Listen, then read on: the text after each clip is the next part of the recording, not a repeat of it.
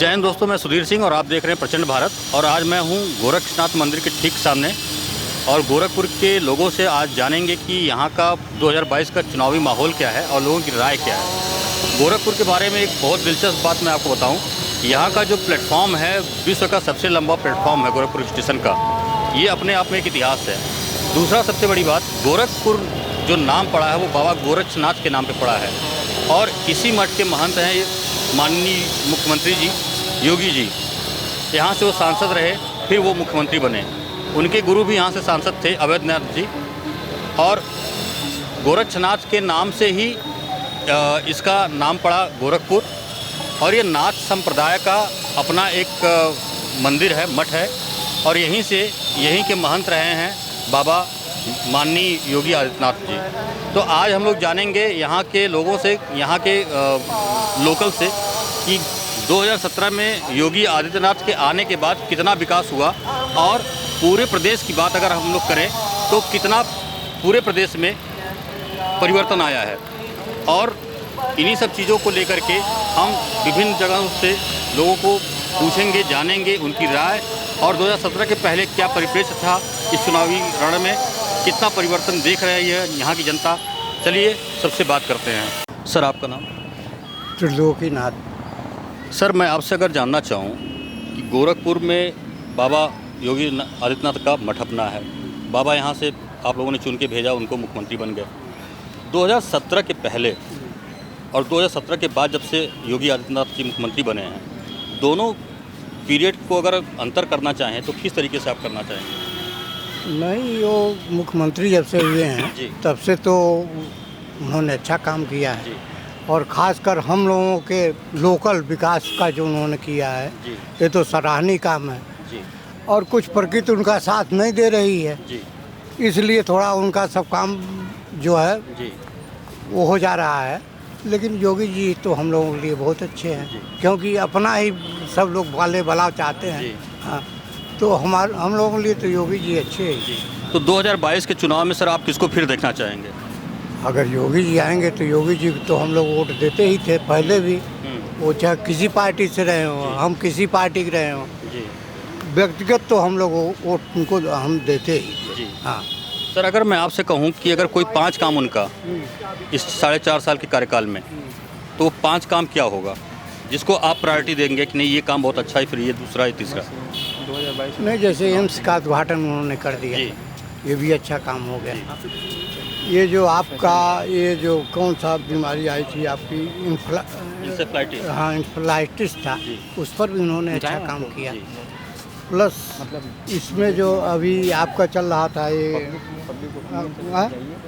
Corona, उसमें भी काफ़ी उन्होंने दौड़ धूप करके किया है, सब संभाला है क्षेत्र को। और क्षेत्र का गोरखपुर का तो विकास हुआ ही है, उसमें कोई मतलब विपक्षी भी नहीं है उनकी आगे। और योगी जी अपने आप में तो एक बहुत भाई ईमानदार आदमी है, वो कहीं कुछ रहे नहीं, और कम से कम यहाँ मंदिर पे आते हैं, यहाँ की जनता की बात सुन लेते हैं, वो भी बहुत बड़ी बात है।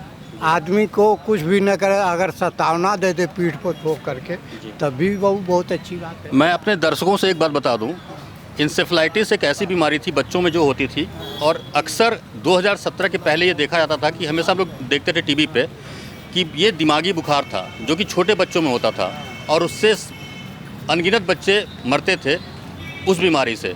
लेकिन ये एक बहुत बड़ी उपलब्धि वास्तव में है गोरखपुर के लिए कि यहाँ पे इंसेफ्लाइटिस अब नहीं होता है, या फिर इसका क्योरनेस या फिर इसको उपचार इसका होने लगा है। सर, आपका नाम?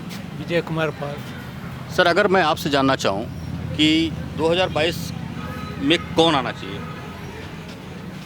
अब वो तो जनता बदलाएगी। वैसे योगी जी का साम्राज्य तो ठीक ही था जी। जैसे मेडिकल फैसिलिटी हुई, शिक्षा फैसिलिटीज हुई है, कुछ रोडें हुई, ये सब मतलब प्रोग्रेस में है पहले के अपेक्षा। सर, अगर मैं आपसे एक प्रश्न ये पूछूं कि अभी कोरोना काल चल रहा था, कोरोना काल में पूरा विश्व इस पैंडेमिक में उसका शिकार हुआ। योगी जी को विदेशी पत्रकार या कह लीजिए विदेशी जो भी लोग थे, इंटेलेक्चुअल्स जो थे, उनकी सराहना की है। ऑस्ट्रेलिया के सांसदों ने उनकी सराहना की कि भाई इनका मैनेजमेंट बहुत अच्छा है। उस पर आप कुछ कहना चाहेंगे?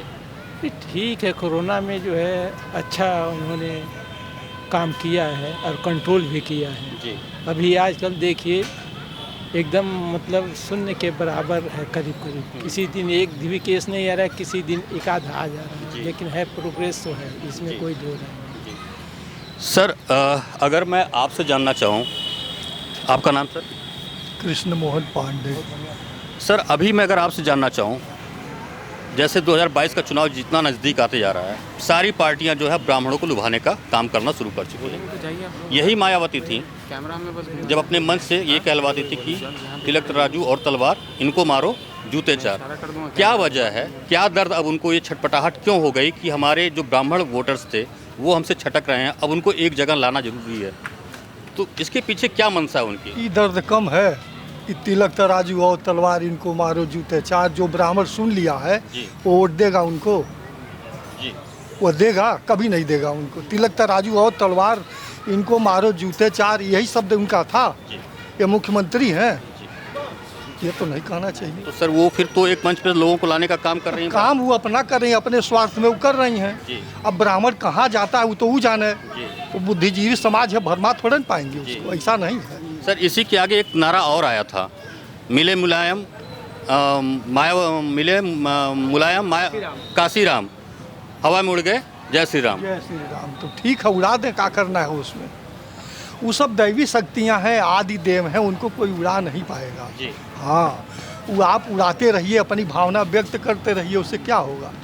और 17 के पहले जितने गली कूचे थे सब में पॉलीथीन भरा हुआ था। सबसे बड़ा काम तो यही हुआ है कि अब कहीं पॉलीथीन दिखाई नहीं पड़ता है, कहीं गंदगी दिखाई नहीं पड़ती है, घर घर से कूड़ा जा रहा है। सबसे बड़ा काम तो यह हुआ है। अब रह गई थोड़ी सी है, बेरोजगारियां हैं, बढ़ रही हैं, तो इसमें कोरोना है, सुधार हो रहा है धीरे धीरे। और जो नियुक्तियां हो रही हैं कम से कम पारदर्शिता से हो रही हैं, नहीं तो वहीं से लिस्ट बन के आ जाती थी, हो जाता था। साधारण आदमी जो लड़के तेज है वो पड़े रह जाते थे चुपचाप। सर, आपका नाम? रामकिशोर यादव। सर, अगर मैं आपसे जानना चाहूँ, अभी इस 2022 के इलेक्शन में बहुत सारी पार्टियां आ गई हैं। जो यहाँ की क्षेत्रीय पार्टी थी वो तो थी ही, अब हैदराबाद की जो है ओवैसी पार्टी आई, आप वाले भी आ गए हैं इस दंगल में, और एक गठबंधन जो बनाने की बात चल रही है या बन गई है ओवैसी का और राजभर के साथ, ये दलितों को अपने साथ लाने का एक मंच पे, इस पे आप क्या कहेंगे? देखिए, ये लोग जो है वोट को डिवाइड करने के चक्कर में हैं, बांट रहे हैं वोट को जात विशेष मिला करके। और ओवैसी जी सोचते हैं कि मोहम्मदन का वोट बढ़ जाएगा तो और पार्टियां कुछ कमज़ोर होंगी। तो ये सब मतलब ये कहिए कि भाजपा को कमज़ोर करने के लिए ये सब काम हो रहा है। और अगर सर मैं आपसे जानना चाहूँ, जैसे सपा का हमेशा एक टारगेट रहा है 2 वर्ग को लेने का, MY समीकरण जिसको हम कहते हैं, मुस्लिम और यादव, यही समीकरण इनके पिताजी भी खेलते थे। इसी 2 संप्रदायों को लेकर के वो सरकार में आए थे, और उसी को लेकर के सरकार पिछली बार बनी भी अखिलेश की, इस बार भी उनका यही प्रयास होगा। तो कितना चोट पहुंचेगा ओवैसी के आने से इसमें? देखिए, ओवैसी के आने से कोई चोट नहीं पहुंचेगा, और कभी भी कोई सरकार 2 जातियां 3 जातियां मिलाकर नहीं बनती हैं, ये जान लीजिए। जिस तरफ बैकवर्ड के वोट ज़्यादा संख्या में चले जाएंगे वही पार्टी सक्सेस होगी, और जो उनको लुभाने में सक्सेस हो जाएगा, जैसे भी लुभा लें, पैसा बांट करके, झोला बांट करके, कुछ भी करके, क्योंकि हमारे वोटर भी जो हैं बिकाऊ हो गए हैं और ख़रीदने वाली पार्टियां हो गई हैं। तो जिसके अंदर जितना कुवत रहेगा खरीदने का, वह बंटवारा करके अपना खरीदेगी। और इस टाइप पे, जैसे आप मीडिया हैं, इस टाइप पे हमारे आपके बीचों में तमाम हम लोग दलाल ही बैठे हुए हैं वोट काटने के लिए। सर, अगर सर आपका नाम? प्रमोद कुमार श्रीवास्तव। सर, अगर मैं आपसे जानना चाहूँ कि 2022 का चुनाव वास्तव में इस बार कुछ अलग होगा, क्योंकि इतनी पार्टियां पहले नहीं थीं। इस चुनाव से पहले इतनी पार्टियों का आना और सभी संप्रदायों को लेकर के एक समीकरण बनाना सभी पार्टियों के लिए टेढ़ी खीर हो चुकी है, ये आप भी समझते होंगे। इस बार जो सर्वे अभी आ रहा है उसमें बीजेपी को 270 के करीब दिखा रहा है कि अभी इतना बहुमत इनको मिलेगा। आपको क्या लगता है 270 के नीचे या 300 प्लस? 300 प्लस। वजह है कि ये पार्टियां जो आ रही हैं ये वोट काटने के लिए आ रही हैं, और भाजपा जो है जितना काम किया है उस पर पब्लिक वोट दी। गोरखपुर तो खैर आगे है ही है, लेकिन पूरे यूपी के लोग ये कोरोना काल में जो बदलाव किया योगी जी ने, अभी आपने कहा कि ऑस्ट्रेलिया के लोग वो कर रहे हैं, तो देश के लोग क्यों नहीं करेंगे? तो इस समय उसकी लहर चल रही है और ये पार्टियां आ रही हैं सिर्फ भाजपा को मजबूत करने के लिए कि भाजपा और मजबूत होगी, और ये पार्टियां बढ़ के केहू 50 वोट ले जाए, केहू 100 वोट ले, यह सब करेंगे। सर आपका नाम? आनंद शुक्ला। सर मैं अगर आपसे जानना चाहूँ, अभी राम मंदिर का मुद्दा इतने दशकों तक चलता रहा कोर्ट में, उसका फैसला आया और उसका डेडलाइन टैट उसका जो है तय हो गया कि 2023 के दिसंबर तक हम इसको कंप्लीट कर देंगे। एक नया मुद्दा और उभर करके आ गया ज्ञान वापी का, वाराणसी का। कैसे देखते हैं सर ये बदलाव जो हो रहा है? बदलाव हो रहा सर, देखिए भारतवर्ष की जनता बहुत भावुक है और ये मामला धर्म से संबंधित है, तो हम जो निगाह से देख रहे हैं सबकी आशा और सबकी अभिलाषा धर्म में है और हमारे देवता पूजनीय हैं, तो सबका भला होगा, इसलिए ये काम अच्छा है, चाहे वो बनारस का हो चाहे अयोध्या का हो। इसके साथ साथ हमारे माननीय प्रधानमंत्री जी अपने पीरियड में जो भी काम किए हैं उसको पूरा देश देख रहा है, चाहे विकास के मामला को लेकर के चाहे देश की रक्षा को लेकर के। यही सब कारण है जो आगे जाएंगे और उनको वोट मिलेगा। सर मैं आपसे एक क्वेश्चन सर मैं आपसे अगर पूछूं कि अयोध्या हो गया, उसका मुकदमा चला गया अभी काशी ज्ञान वापी का, विपक्षी पार्टियां ये कहती हैं कि बीजेपी जब भी आती है सत्ता में या फिर सत्ता में आने के लिए हमेशा तुष्टीकरण का हमेशा गेम खेलती है, हिंदू मुस्लिम डिवाइड करती है। मैं अगर आपके हिसाब से जानना चाहूँ 2017 से अब तक और 2014 से लेकर के मोदी का कार्यकाल, आपको कहीं ऐसा लगा क्या कि मतलब ये बांटने की राजनीति करते हैं, जोड़ने की राजनीति नहीं करते? बांटने की राजनीति तो नहीं है, यह भारत अखंड भारत बनाने की राजनीति। हाँ, ये बांटने की नहीं है। जो बंट रहे हैं वो बंट रहे हैं, उसके लिए क्या किया जाए? हाँ, अब बांटने की प्रवृत्ति तो 70 वर्ष से हो रही है। हाँ, उनको छूट दे दो तो उनको वह कर दो, तो उनको हज यात्रा दे दीजिए। हमको देते हैं क्या चारों धाम करने के लिए? 70 वर्ष में हमको मिला क्या? उनको तो मिला हज सब्सिडी दीजिए, हमको मिला तब। तो बांटने की नहीं है प्रवृत्ति, क्या है? सर अगर मैं आपसे पूछूं कि ये बांटने की राजनीति पे ही मैं बात करूं, तो ऐसा क्या है कि हिंदुओं को हमेशा दरकिनार किया जाता है और किसी एक धर्म विशेष को टारगेट करके हर सुविधाएं, हर योजनाएं लागू की जाती हैं? ये केवल वोट की राजनीति है। वोट के लिए नेता कुछ भी कर सकते हैं। बांट दें, अपना परिवार बांट दे रहे हैं, अपना घर बांट दे रहे हैं, हत्या करा दे रहे हैं सबकी। उसके लिए क्या किया जाए? आम जनता तो गरीब है, कमज़ोर है, आपसे बोल तो सकती नहीं। देख रहे हैं जितने उम्मीदवार हैं सब अपराधी हैं, तो उसमें हम क्या बोलें? वो आएंगे तो उनसे भी कह देंगे भैया आप ही को देंगे, ये आएंगे तिनौज कर देंगे भैया आप ही को दे देंगे। क्या करे जनता? आपका नाम? शुभम सैनी। क्या करते हैं? अभी बीए का एंट्रेंस एग्जाम दिए हैं, बीए की तैयारी कर विश्वविद्यालय से? हाँ हाँ। अच्छा, कहाँ के रहने वाले? गोरखपुर। अच्छा, अगर मैं आपसे पूछूं कि गोरखपुर के परिप्रेक्ष्य में आप यहाँ पे पले बढ़े हैं, कितना अंतर आपको 5 साल में दिख रहा है? बहुत अंतर है। पहले हमारे गोरखपुर में चिड़ियाघर नहीं था, अब चिड़ियाघर, क्योंकि पहले जो चिड़ियाघर था लखनऊ में था, अब संभावना भी नहीं थी कि चिड़ियाघर कभी गोरखपुर में बनेगा।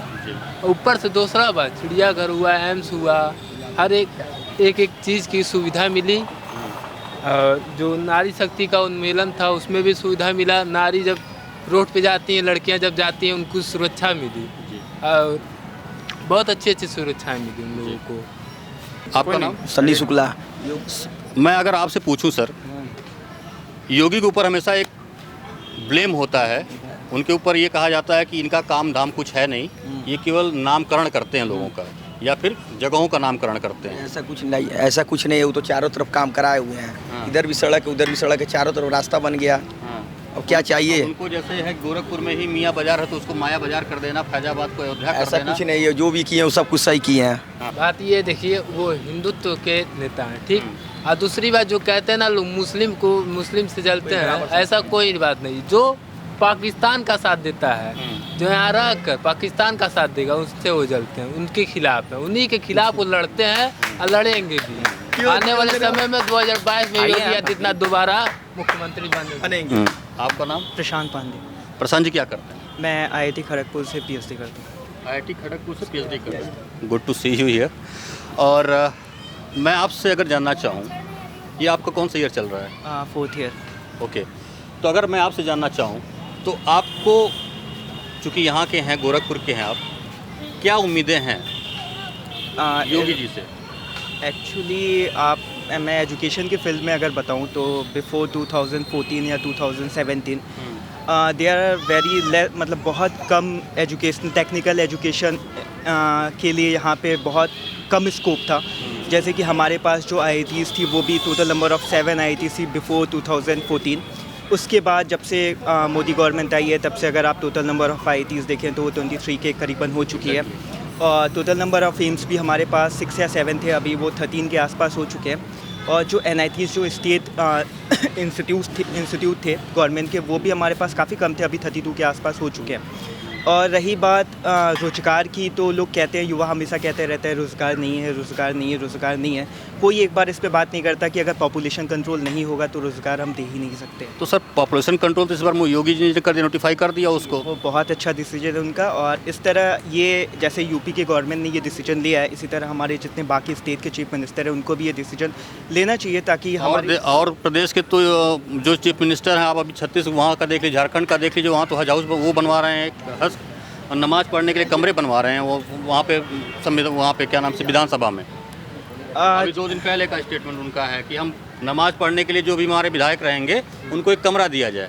इस स्तर पे गिर गई है राजनीति। जी आप देखिए ना, जहाँ पे भी मतलब मैं किसी को ब्लेम नहीं करना चाहता हूँ, जहाँ पे भी मुस्लिम डोमिनेटिंग कंट्रीज़ जो है उनकी स्थिति आप देख लीजिए। वैन आप अपने पड़ोसी देश पाकिस्तान का देख लीजिए, वहाँ के कोई भी इंस्टीट्यूट वर्ल्ड क्लास लेवल के नहीं है, ठीक है। और वहाँ पे वो लोग कुछ भी कर लेते हैं, कितना भी अच्छा कर ले, वहाँ की कंट्री कभी किसी भी फील्ड में कम्पीट नहीं कर सकती है।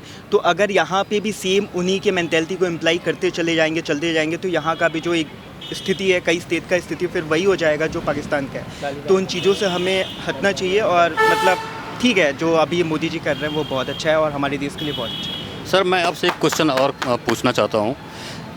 यहाँ पे सो कॉल्ड इंटेलेक्चुअल जो कहते हैं, तथाकथित बुद्धिजीवी जिसको कहा जाता है, वो बुद्धिजीवी किसी दौर में रहे होंगे, पता नहीं, हम छोटे थे, हम उनको पढ़ते नहीं थे उतना। आजकल देखा जा रहा है कि तथाकथित जो बुद्धिजीवी होते हैं वो ऐसे बयान देते हैं कि शायद शर्म से आदमी पानी हो जाता है। मुनव्वर राणा की बात हम करते हैं। मुनव्वर राणा कहने के लिए शायर हैं, मुशायरे करते हैं, लेकिन उनको हर टीवी डिबेट पे देखिए तो आग उगलते हुए दिखते हैं। ये उत्तर प्रदेश उनके लिए तालिबान से भी बदतर है। वो टीवी पे बैठ कर के बयान देते हैं। आरएसएस की जो है कंपैरिजन करते हैं वो तालिबान से करते हैं। कैसा लगता है, या फिर क्या सोचते हैं ये लोग, या फिर आप क्या फील करते हैं? ये लोग देखिए पब्लिक में हाईलाइट होना चाहते हैं और ये लोग लड़ाने की राजनीति करते हैं और कोई बात नहीं है। लोग आपस में जो है एक दूसरे से लड़ते रहें। साक्षी महाराज भी इसी तरह तमाम बयान देते हैं। इन लोगों पर कोई कंट्रोल नहीं सरकार की रहती है। ये तो मोदी सरकार को चाहिए, बयान पर इन लोगों को रोक लगाना चाहिए, पनिशमेंट करना चाहिए, लेकिन नहीं, ये लोग पाले हुए हैं। सब जितने भी लीडर हैं, पार्टियां हैं, सब में ऐसे भड़काऊ तो तमाम हैं। सर एक प्रश्न अगर मैं आपसे पूछूं, अभी कुछ दिन पहले इलाहाबाद हाई कोर्ट का एक फैसला आया है कि बीफ, गौ मांस खाना किसी का मौलिक अधिकार नहीं हो सकता। जिस गाय को यहाँ की बहुतायत संप्रदाय उसको पूजती है, उसको माँ का संज्ञा देती है, उसको माँ कहती है, इसी देश में हर रोज़ उसी गाय की हत्या होती है और उसके मीट को लोग खाते हैं। ये जो आप अभी आया है फैसला, ये आपको कैसा लग रहा है सुन के कि नहीं इतने दिनों बाद ये फैसला अब आया? अब वो हाई कोर्ट का फैसला है, उस पर हम क्या बोलें, टिप्पणी तो नहीं कर सकते हम कुछ भी। लेकिन हमारे वहाँ तो अहिंसा परमो धर्म पहले से कहा गया है। हिंसा तो वैसे अपराध है, तो हिंसा नहीं करनी चाहिए। गो हत्या बहुत खराब चीज़ है। हाँ, जीव हत्या नहीं करनी चाहिए। और आने वाले 22 नहीं, अभी 20 वर्ष मोदी जोगी को आना चाहिए यहाँ। हाँ, तब ये सुधर पाएगा ये, नहीं तो सुधर नहीं पाएगा। सर, मैं आपसे अगर जानना चाहूँ, एक प्रश्न अगर मैं समझने की कोशिश करूँ, यही नेता थे जो कुछ वर्गों को भड़का करके सीए का विरोध करते थे, ठीक, और आज उसका असर देखने को मिल गया अफ़गानिस्तान से। वहाँ पे जितने माइनॉरिटीज़ थे, माइनॉरिटीज़ कौन थे? सिख, बुद्ध या हमारे हिंदू, यही लोग थे। उसी का विरोध करने के लिए 4 महीने तक ये लोग विरोध करते रहे। शाहीन बाग बना, लखनऊ में भी लोग बैठते रहे। ये मुनव्वर राणा की लड़की बैठ करके उसका अगुवाई करती थी। अब वहाँ से वो लोग भगाए जा रहे हैं। अब ये डिसीजन लग रहा है हिंदुओं को कि नहीं, ये सही था पहले भी और अब भी सही है। लेकिन जो विरोध तब भी कर रहे थे वो आज भी विरोध कर रहे हैं। नहीं, ये सही था। विरोध जो कर रहे थे ये जानबूझ के भड़का रहे थे। लेकिन जो गवर्नमेंट ने सीए बनाया था वो आज देखने को मिल रहा है कि वो बेचारे भारत में आके शरण ले गए हैं, उनको जो है नागरिकता मिलेगी। तो ये बताइए, अगर कोई देश अगर उसको भगा रहा है, एक देश शरण कर दे रहा है, आप हमारे घर तो इनको कोई भगावे, हम अपने यहाँ शरण दें, तो बताइए हम क्या करें? भाग जाइए।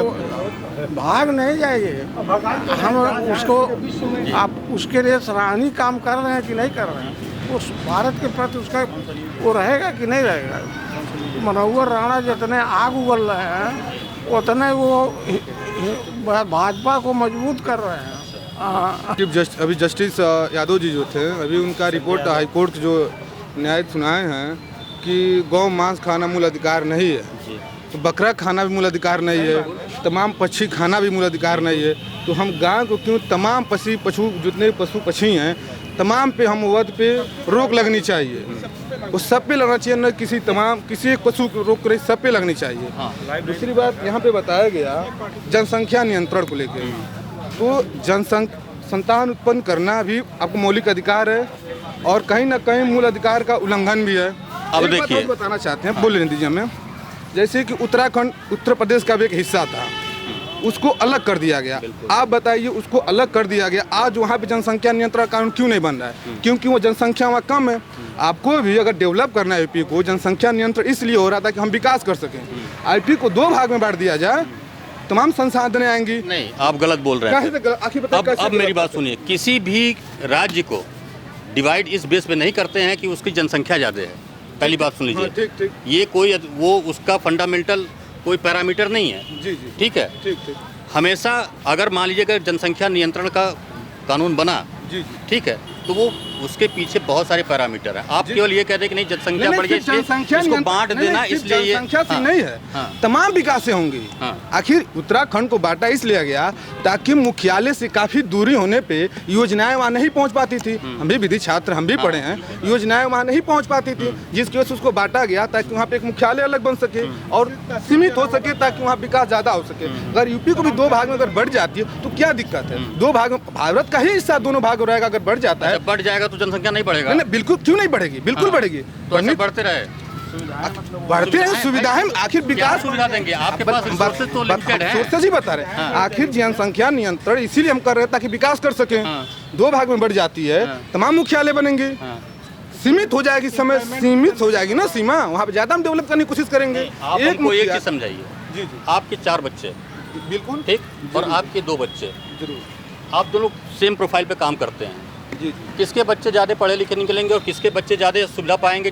ये कोई जरूरी नहीं, बिल्कुल जरूरी है। जितनी मेरी देखिए, मेरा जितना इनकम होगा उतना मैं अपने बच्चों को अपने परिवार में परवरिश में लगाऊंगा। सही बात है, हम उसी हिसाब से हमारे भी हम भी 4 भाई हैं। उत्तर प्रदेश का अपना एक रिसोर्स है, बिल्कुल है, उसको उतने लोगों में डिवाइड करना है। अगर ये जरूरी नहीं है कि जनसंख्या नियंत्रण से ही डेवलप होगा। आप कैसे बताएंगे कि नहीं, कैसे फिर होगा वो बताइए। हम बता तो रहे हैं, अगर नहीं जनसंख्या नियंत्रण कानून आता है, अगर 2 भाग में बढ़ भी जाता, बढ़ भी चाहिए।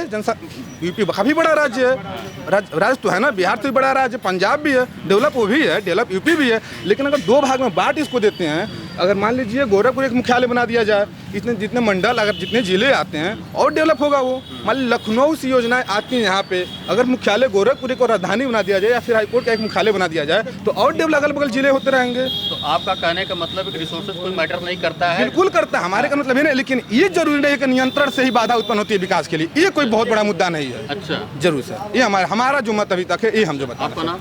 मोहम्मद सनवाज सर। अच्छा सर, मेरा नाम जयराम है। जयराम जी। जी भाई। जयराम जी, आप बताइए, जैसे अब साहब बता रहे हैं कि जनसंख्या जो है वो कोई दिक्कत नहीं है, बस आप डिवाइड कर दीजिए और डेवलप कर दीजिए। नहीं, इफेक्ट तो करता है, ऐसी बात है, इफेक्ट करता है, जनसंख्या इफेक्ट तो करता है। लेकिन जो उन्होंने कहा उसके हिसाब से वो उन्होंने जो आखिर में हमारा जो स्टेट क्यों बटा है, जैसे हमारा देवरिया से कुशीनगर, गोरखपुर कुशीनगर अलग क्यों हुआ, देवरिया से अलग क्यों हुआ? क्योंकि अलग अलग मुख्यालय बनते हैं, अलग अलग एम्प्लॉयमेंट भी जनरेशन होगा उससे, और अलग अलग उद्योग भी आएंगे वहाँ पे, और भी मुख्यालय बन, जैसे तहसील बनेगा तो और भी लोग एम्प्लॉयमेंट जनरेशन होगा। सर, आप वैक्सीन लगवा लिए हैं? जी, मैं वैक्सीन अभी नहीं लगा पाया। क्यों?